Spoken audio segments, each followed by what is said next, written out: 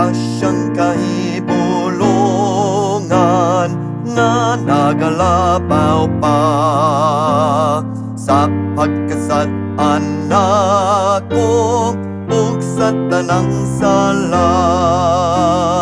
Ang akong kabug-aton gibaylos kagawas nun kay kanako midangan na ang grasyas Diyos.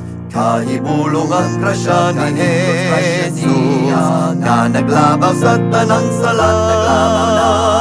Kini mas taas man kaysa kabukiran, balag sa tanan paigod na. Mas lalong pa kaysa kadagatan, sa mas tuborang masidlakon. O ipadako ang ngalan ni Jesus siya daygon. Grasyang kahibulongan alang nangawala sa kinatibukan, ako gipasaylod na. Ang mga gapos nako gibukto nas Ginoo, kay kanako midangan na ang grasyas Diyos. Kahibulong ang grasya ni Jesus na naglabaw sa tanang sala. Kini mas taas man kaysa kabukiran, balag sa tanan paigod na.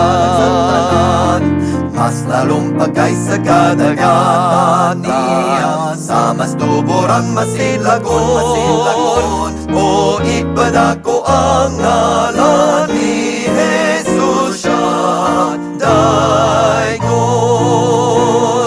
Grasyang kahibulongan nga magkabag-o pa sa kinahugawan nga tao tinhis yutab. Siya maluwas sa hingpit, padulong na sa langit, kung kaniyap mo dangan na ang grasyas Diyos. Kahibulong ang grasya ni Jesus na naglabaw sa tanang sala. Kini mas taas man kaysa kabukiran, balag sa tanan paigod na.